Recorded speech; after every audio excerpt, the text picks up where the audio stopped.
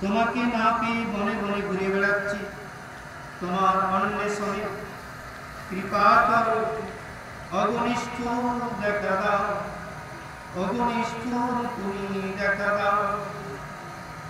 ওগো প্রেমময় হৃদয় স্বামী, শরতের সরোবরে অপরূপ সৌন্দর্যের পসরা নিয়ে বিকশিত হয় যে আমার ভ্রমণ, তার কর্ণিকার সম্পূর্ণ শোভাই তো তুমি চুরি করে রেখেছ। তোমার অতুল চোখ যেন চোখ দুটির কাছে, সেই চোখে দৃষ্টি দিয়ে তুমি বধ করেছ আমাদের, যারা তোমার বিনামূল্যের দাসী। আমরা তো তোমার বিনামূল্যের দাসী। তুমি তো ভক্ত বাঞ্ছা কল্প করো, পরম কারণিক বরদাতা। বলো তো, শুধু অস্ত্রের দ্বারাই বধ কি বধ বলা যায়? চোখের দ্বারা বধ করলে তাও কি ইহলোকে বধ বলে গণ্য হয় না? হে পুরুষ শ্রেষ্ঠ, তুমি তো কতভাবে কতবার আমাদের নিশ্চিত মৃত্যু থেকে বাঁচিয়েছ। যমুনার বিষাক্ত জলে অবশ্যম্ভাবী মৃত্যু থেকে, সর্পরূপী অঘাসুরের গ্রাস থেকে, ক্রুদ্ধ ইন্দ্রের প্রেরিত ভয়ঙ্কর বর্ষা বায়ু বজ্রপাত থেকে, দাবানলের দমন থেকে, বৃষাসুর বোমাসুর প্রভৃতি কত মায়াবী অসুরের হাত থেকে তুমি রক্ষা করেছ প্রভু। এছাড়া আরো যত বিপদে যখনই আমরা ভয় পেয়েছি, সে সবই থেকে তুমি আমাদের বারে বারে রক্ষা করেছ। তাহলে আজ সে তুমি এখন উদাসীন হয়ে আমাদের প্রাণ নিতে চাইছ কেন ভগবান? তুমি তো শুধু যশোদানন্দন নও, আমরা তো জানি তুমি সকল প্রাণীর অন্তর জানি, তুমি সকল প্রাণীর অন্তর জানি, তুমি দ্রষ্টা, তুমি সাক্ষী পুরুষ। হে সৃষ্টিকর্তা, যে সৃষ্টিকর্তা ব্রহ্মার প্রার্থনায় বিশ্ব সংসারকে রক্ষা করার জন্য তুমি এই সাত্ত্বিক বংশে, এই যদু বংশে আবির্ভূত হয়েছে, আর সেই সুবাদেই আমরা পেয়েছি তোমাকে আমাদের করে। ওগো সখা, হে বৃষ্ণি বংশ প্রদীপ, যারা এই জন্ম মৃত্যু চক্ররূপ সংসারের ভয়ে তোমার চরণে শরণ নেয়, তোমার মতো ভক্ত বিপদ নাশক কর কমল, তাদের নিজেদের আশ্রয় নিয়ে সম্পূর্ণরূপে অভয় দান করে। হে প্রিয়তম, সকলের সব কামনা পূরণকারী তোমার সেই করকমল, যার দ্বারা তুমি শ্রীদেবী পানি গ্রহণ করেছ, তা আমাদের মাথায় রাখো। হে ব্রজগণের দুঃখহারী ভগবান অগুরুবী, তোমার যারা নিজজন ভক্ত শরণাগত, ভক্তের মনে যদি কখনো কোনো দুগ্রহ বসি গর্বে উদয় হয়, তোমার বদনের একটি স্মিত হাস্যরেখা তা মুহূর্ত মধ্যে ধ্বংস করে দেয়। হে গোবিন্দ, হে ব্রজজনের দুঃখহারী রঘুবীর,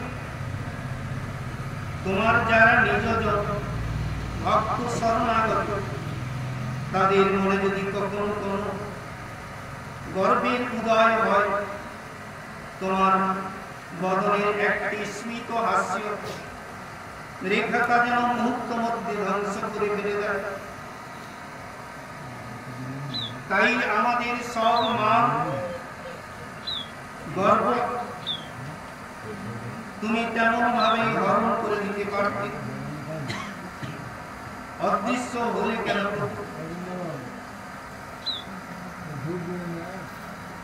গোপীগণ তখন বলছেন যে, হে প্রভু, তুমি কেন অদৃশ্য হলে? প্রভু সখা, তুমি নাও আমাদের গ্রহণ করো, সব অপরাধ আমার ক্ষমা করো। বই আর কিছুই নেই। আমরা অবলা, আমাদের উপর রোজ করা কি তোমার সাজে? দয়া করো, তোমার অভিনব সুন্দর প্রফুল্ল মুখ কমল খানি দেখাও আমাদের। তোমার চরণ কমল যেন প্রণত জনের ভাত্রের সর্বপাপহারী, সর্বমাধুর্যের আকক লক্ষ্মীর নিবাস ভূমি। সেই চরণের দ্বারাই তুমি ব্রজের তৃণাচল পশুদের অনুগমন করো। এমনকি আমাদের রক্ষার জন্য তুমি ভয়াল কালীয় নাগের ফণার উপরে পর্যন্ত সেই চরণ স্থাপন করতে দ্বিধা করনি। তোমার বিরহে আমাদের হৃদয়ে যে সুতীব্র দাহ সৃষ্টি হয়েছে, কেবলমাত্র তোমার চরণেই পারে তা নির্বাপিত করতে। একবার এসো প্রভু, তোমার রাতুল চরণে রাখো আমাদের বুকে, মেটাও আমাদের মর্মের কামনা। সরস শীতল পর্শে শান্ত করো আমাদের তৃষ্ণা, জুড়া আমাদের জীবন। তুমি যদি আমাদের প্রতি সরস শীতল পর্শে শান্ত করে দাও, তাহলে আমাদের যে তৃষ্ণা রয়েছে সেই তৃষ্ণা আমাদের জুড়িয়ে যাবে। হে কমলময়, কারণ কত মধু আছে তোমার মুখের বাণীতে। তোমার স্মিত মধুরে হাস্য যেন মধুরিমা অহরহ যেন করিত হচ্ছে, এবং সেই মধুরিমায় যেন অধর সুধা বর্ষিত হচ্ছে। তার পদে পদে শব্দে শব্দে অক্ষরে অক্ষরে মাধুর্য রসধারা যেন করিত হতে থাকে। তোমার কণ্ঠধ্বনির চিত্তাকর্ষী বৈচিত্র্যে উচ্চারণ ভঙ্গি তথা স্বর প্রক্ষেপের নিপুণতা এবং সর্বোপরি অর্থগত গভীরতা ও ব্যঞ্জন মাহাত্ম্যে আমরা তো পৌঁছার তাবৎ শাস্ত্রজ্ঞ জ্ঞানী ও পণ্ডিত জনের অভিভূত হয়ে যাও।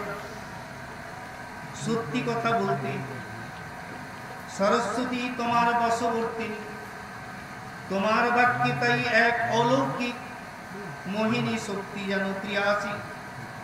আর তারই ফলে আমরা তোমার কথা শুনে মুগ্ধ হয়ে থাকি। আর এখন তোমার বিরোহী সেই কথা যতই স্মরণে আসছে, ততই আমাদের আকুলতা বাড়ছে। আমরা কি করব আর ভেবে পাচ্ছি না। ক্রমেই যেন বিভ্রান্ত মোহগ্রস্ত হয়ে পড়েছি। আমরা তোমার দাসী, আর তুমি ঐশ্বর্যে বীর্যে অপতি দয়াবী, তুমি দানবীর। আমাদের প্রতি তোমার দাক্ষিণা বর্ষণ কর। অগুরবীর পুরুষ, তোমার অধর সুধা পান করিয়ে আমাদের এই মুহ্যমান দশা থেকে তুমি পুনর্জীবিত করো প্রভু। পরিতৃপ্ত করো আমার হৃদয়কে। তোমার নিজ মুখের কথা যেমন মধু, আমাদের পক্ষেও যদি তার স্মৃতি এখনো মৃত্যু যন্ত্রণার কারণ হয়েছে, তোমার সম্পর্কিত কথা, তোমার লীলা কথাও তেমনি অমৃত স্বরূপ। তোমার লীলা কথাও তেমনি অমৃত স্বরূপ। সংসারের মৃত্যুগ্রস্ত জীব বা সংসারের মৃত্যুগ্রস্ত হতাশ জীবকে তা মৃত্যু তরণের আশ্বাস বাণী শোনায়। আবার আমাদের মতো তোমার বিরহে কণ্ঠাগত প্রাণ ব্যক্তিদের পক্ষেও তোমাদের লীলা কথা, কীর্তন, শ্রবণ আদি প্রাণ রক্ষার কারণ হয়ে থাকে। হে ত্রিতাপ তপ্ত জীবের পক্ষে তা জীবন দায়ী পরম ঔষধ। হে গোবিন্দ, তুমি একবার কৃপা করো, তুমি একবার দেখা দাও। কাপিত জনের তৃষ্ণাহারি শীতল জল, বেদমুখী ব্রহ্মা সহ ব্রহ্মবিদ ঋষি মুনিগণ তোমার কথামৃতের স্তুতি করে থাকে। অন্য অমৃত তারা তুচ্ছ জ্ঞান করেন, আর সাধারণ জীব তথা পাপীদের পক্ষে তোমার কথা তো অযাচিত করুণার দান, কারণ তা সর্বপুরুষ অর্থাৎ সর্বপাপ হরণ করে। শ্রবণ মাত্রেই কথামৃত শ্রোতার পরম মঙ্গল সাধন করেন। তব কথামৃত তপ্ত জীবন কবির বীরৃতং কর্ম সাপঃ শ্রবণ মঙ্গল সিমদাতত ভূমি গৃহন্তি তে ভূমিদাদত। হে গোবিন্দ, তোমার কথামৃত শ্রোতার যে পরম মঙ্গল সাধন করে, তাকে আর কোনো অনুষ্ঠানের অপেক্ষা করতে হয় না। সর্বসম্পদের বিশেষত প্রেম সম্পদের আকর এই কথা। তোমার কথা শুনতে শুনতে অপ্রেমিকের মনেও প্রেমের সঞ্চার হয়। এই কথা কেন বল? অপ্রেমিকের, যিনি প্রেমিক নয়, তার মনেও প্রেমের সঞ্চার হয়। ভগবান কৃপা করেন, প্রকৃত শিলাও হয়, বহু বিস্তৃত, সর্বত্র লভ্য। তোমার এই লীলা কথা ভক্ত মহাত্মা জনের মুখে মুখে বহুল উচ্চারিত।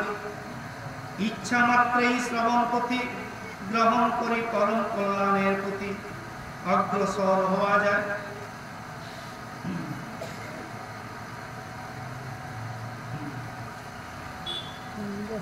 আর এই কথাই যারা কথক, যারা মানুষের কানে পৌঁছে দেন সেই ভগবত কথা, সেই পরম অমৃত কথা, সেই অকারণ করুণাশালী প্রেমিক ভক্তজনের দানের আর তুলনা নেই।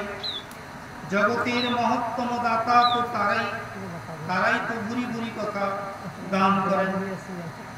পূর্ব জন্মে বহু দানের পুণ্য ফলে তারা কোনো জন্মে এইরকম শ্রেষ্ঠ দাতার আসনে বসার সৌভাগ্য লাভ করেন। প্রিয় হায় প্রিয়, তোমার মধুর হাসি, তোমার প্রেম পূর্ণ দৃষ্টিপাত, তোমার নানা রকমের খেলা, এসব আমরা এক সময়ে দূর থেকেই দেখতাম, আকৃষ্ট হতাম, কিন্তু তোমাকে কাছে পেতাম না। তাই তোমার সব আচরণই আমাদের ধ্যানের বিষয় ছিল। সেই ধ্যানেই ছিল আমাদের শান্তি।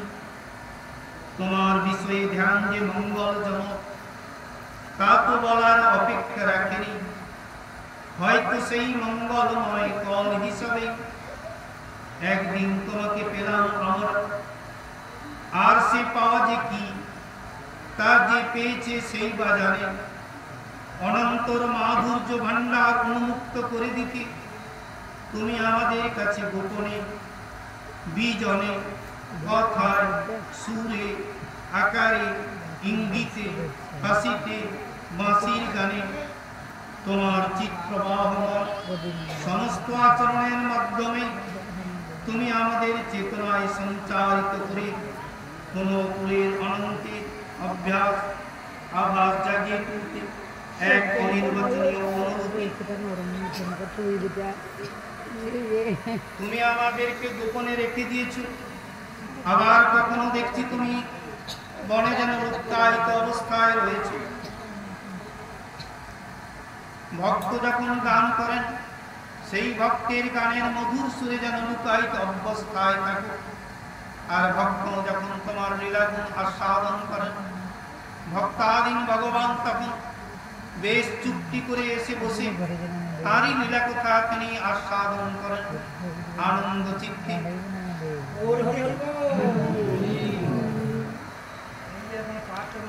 Oh,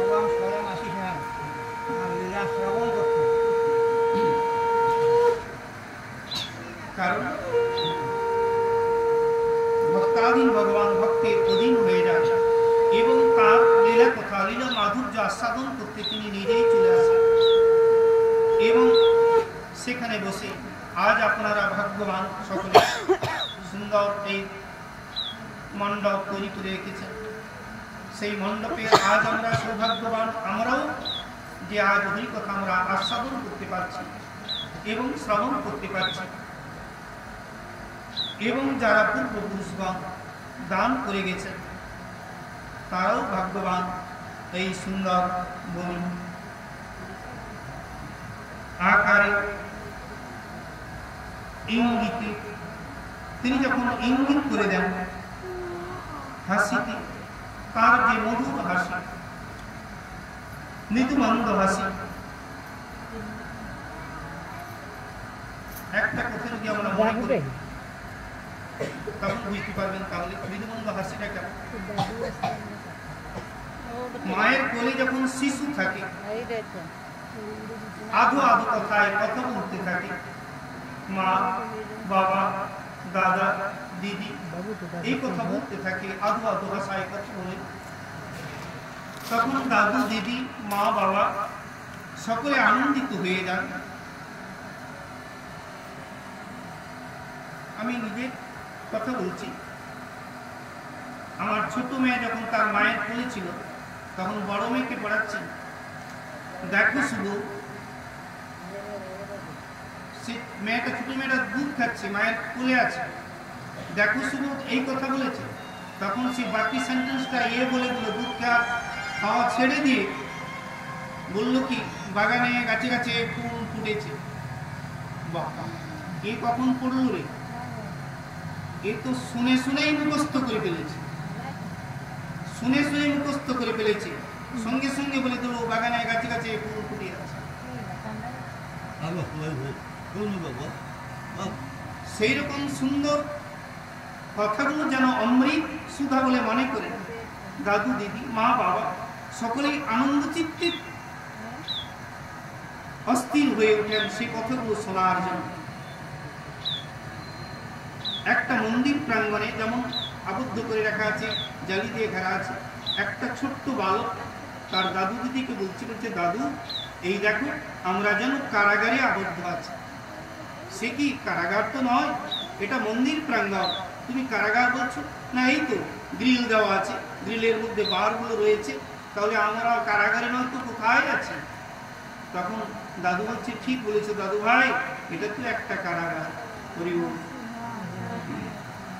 তাহলে সাক্ষাৎ ভগবান যিনি, তিনি তো অনন্ত স্মিত হাস্য এবং তার মৃদুমন্দ হাসি, সে হাসিকে কি করে না সমস্ত জীবগণকে মুগ্ধ করে ফেলে, সমস্ত জীবগণকে মুগ্ধ করে ফেলে এবং সুদুর্লভ মনুষ্য হচ্ছেন কি না সেই মধুরিমা হাস্যগুলোকে দর্শন করা বা আস্বাদন করা।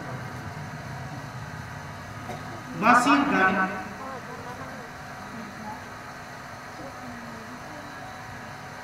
এমনকি তিনি যখন প্রথম রন্ধের তান ধরে ফেলেন বাঁশির গান, প্রথম রন্ধের গানে যেন যমুনা যায় উজানে, প্রথম রন্ধ্রে যখন ফু দেন তখন যমুনার জল উজানে বয়, যেদিকে বইছিল সেদিকে নয় উজানে বই।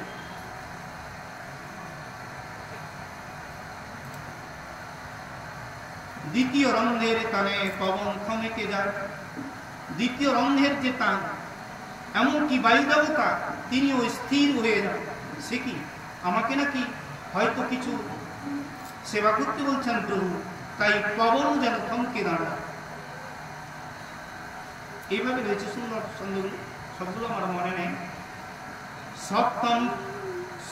সপ্তম স্কন্ধের যখন সপ্তম সুরে তিনি বাঁশির এতে ফুঁক দেন তখন কি হয় না পাষাণ যেন তরল হয়ে যায়।